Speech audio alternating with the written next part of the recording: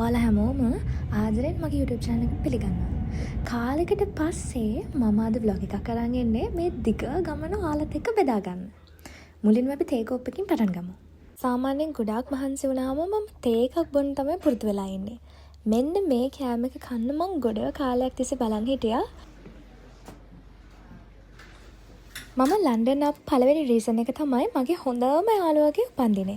ඒකට මම පුංචි සර්ප්‍රයිස් එකක් ලෑස්ති කරා. ඒකට අවශ්‍ය කරන බඩු වගේකුත් අරගෙන අපි යාළුවගේ ගෙදර ගියා. සාමාන්‍යයෙන් මගේ සර්කල් එක හරිම පුංචි සර්කල් එකක්. ඒ සර්කල් එක ඇතුලේ නෑත් එක්ක කාලය ගත කරනකොට මට කාලේ යනවා තේරෙන්නේවත් නෑ. මේ තියෙන්නේ මගේ ඒ යාළුවට දුන්න සර්ප්‍රයිස් එක.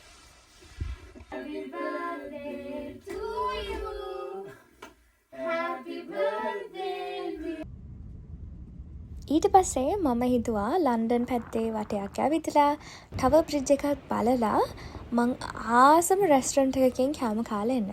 සාමාන්‍යයෙන් මම කෑම කනවා කියන එකට ගොඩාක් ආස කෙනෙක්. සයිට් සීන් කියන්නේ මගේ ආසම දෙයක්. සමර් එකේ මේ පැත්තට ආවා වුණාට වින්ටර් එකේ ආව ෆස්ට් ටයිම්.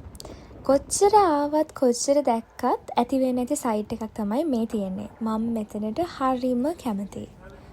මම මේ ෂොප් එක වීඩියෝ කරන්න හිතුවේ මේ ෂොප් එක ඇතුලේ තියෙනවා මේ සිටි එක ගැන චූටි ලස්සන ඕනමන්ට්ස්.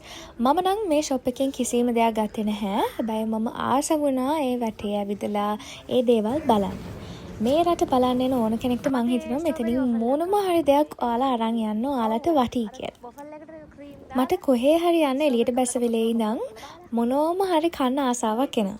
මේ පාර හැදෙන ආසාව තමයි ස්ට්‍රෝබෙරි වොෆල්ස් කන්න. සාමාන්‍යයෙන් ස්ට්‍රෝබෙරිස් වොෆල්ස් කියන්නේ මගේ ආස කෑම ජාතියක්. පැයක් විතර ලන්ඩන් වටේ ඇවිදලා මං ආස විදියම ස්ට්‍රෝබෙරි වොෆල්ස් හදන රෙස්ටරන්ට් එකක් හොයාගත්තා. ඒ ආසාව හොඳ කරගත්තට පස්සේ රෑට කන්න වෙලාව හරි. ඉතින් අපි ගියා ලංකාවේ රෙස්ටරන්ට් එකකට කෑම කන්න. මම ජීවත් වෙන පළාතේ ලංකාවේ රෙස්ටරන්ට් එකක් හොයාගන්න හරිම අමාරුයි. ඉතින් මගේ ලිස්ට් එකේ උඩම තිබුණේ ලංකාවේ රෙස්ටරන්ට් එකකින් කන්න ඕනි කියලා. ලන්ඩන් වල ගෙවපු ඊළඟ දවස ගන්න ඊළඟ වීඩියෝ එකකින් හම්බෙමු. එතකන් බයි.